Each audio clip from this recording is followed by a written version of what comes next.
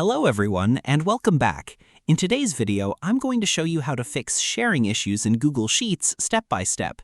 If you're having trouble sharing files or people can't access your spreadsheet, this guide will help you solve it. So let's get started. First, open Google Sheets and open the file you want to share. Now look at the top right corner of the screen and click on the Share button. A sharing window will appear. First, check the General Access settings. If it says Restricted, that means only specific people can access the file. To fix this, click on Restricted and change it to Anyone with the link if you want broader access. Next, choose the permission level such as Viewer, Commenter, or Editor, depending on what you want others to do. Now scroll down and make sure the correct email addresses are added if you are sharing with specific people.